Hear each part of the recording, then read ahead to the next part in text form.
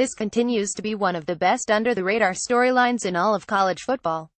In June of 2015, to the surprise and chagrin of UCF, UConn abruptly revealed on Twitter that there were just 130 days until the next civil conflict with at UC_football. The university even had a trophy created for the rivalry. All of that was news to the Knights, as they stated at the time that they have no involvement with the trophy or creating a rivalry game with UConn. After beating the Huskies last season, the Knights walked off the field and left the trophy. UConn staffer just picked up the trophy, looked around for advice on what to do with it, and placed it on the UConn bench. Beat writer Neil Ostrout wrote on Twitter at the time. This coming weekend, the rivalry will be renewed, and, as has been the case since its creation, UCF continues to diminish, demean and downplay the trophy game, this time in its game notes package. Well played, Knights, well played. This one's going to leave a huge mark. Needing to win 2 of its last 3 games to qualify for a bowl, Texas will have to do so without a significant piece of its secondary, as the football program confirmed Tuesday evening that Holton Hill has been suspended for the remainder of the year. Other than an unspecified violation of team rules, the Longhorns did not elaborate on a suspension for the junior cornerback that will carry through the postseason, if there is one for the team. Hill will be permitted to practice and work out with the team, the school noted in its release. After starting 3 games last season, Hill had started the first 9 games in 2017. This season, Holton is second on the team in tackles 51 and pass breakup 6. Additionally, he's scored 3 touchdowns this year, 2 on interception returns and 1 on a blocked field goal. He did all of that scoring damage in the first 2 games of the season, and became the first player in a decade to have a pick-six and blocked field for a touchdown in the same game. There's a fairly decent chance that Hill has played his last down for the Longhorns, as it's expected he will make himself available for the 2018 NFL Draft. The second edition of the College Football Playoff rankings were released Tuesday night, and the top 5 teams remained the same in the second edition. TCU moved forward to number 6 ahead of Saturday's visit to number 5 Oklahoma, who remained in place after winning at 10-11 Oklahoma State. Following last week's win over 10-13 Virginia Tech, Miami jumped Wisconsin to number 7 as the highest-ranked non-SEC unbeaten teams. Washington and Auburn moved into the top 10, replacing Ohio State and Penn State. Michigan State was this week's big jumper after beating Penn State, jumping from number 24 to number 12. Ohio State fell to number 13, Penn State to number 14 and Oklahoma State to number 15. A pair of Big Ten teams joined the rankings as Iowa and Northwestern joined at number 25. Iowa State and Virginia Tech remained comfortably in the rankings after road conference losses: 1.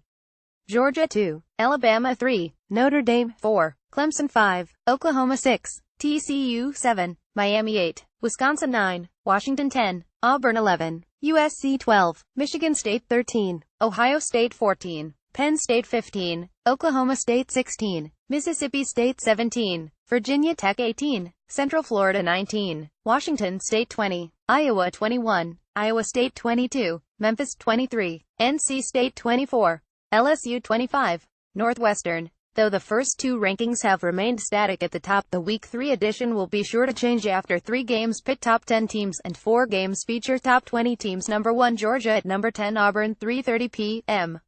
ET, CBS number 3 Notre Dame at number 7 Miami 8 p.m. ET, ABC number 6 TCU at number 5 Oklahoma 8 p.m.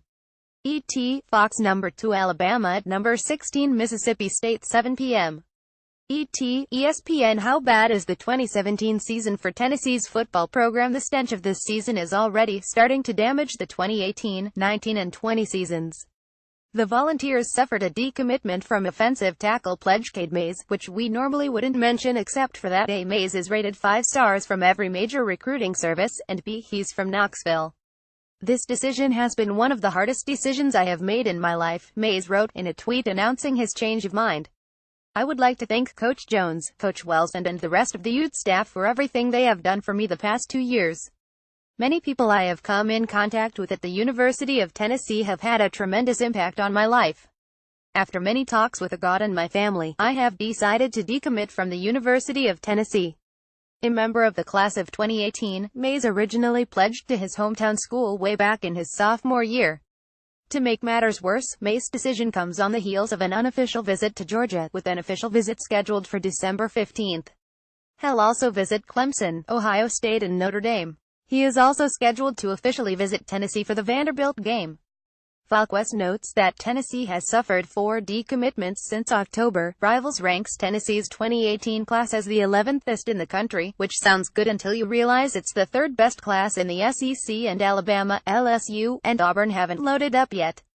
And if there's one thing that will cause John Currie to move on Butch Jones more than any other, it's his inability to recruit moving forward.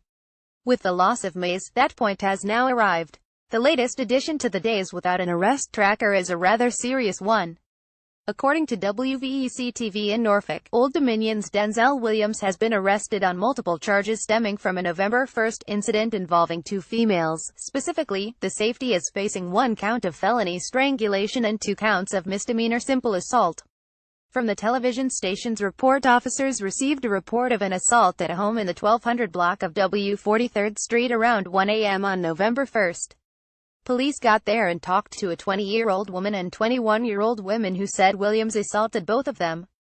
Williams is the 20-year-old's boyfriend. As a result of the incident, Williams has been indefinitely suspended by the football program. Prior to the off-field issue, Williams had started 5 games in a row for the Monarchs. He's currently second on the team in tackles with 68.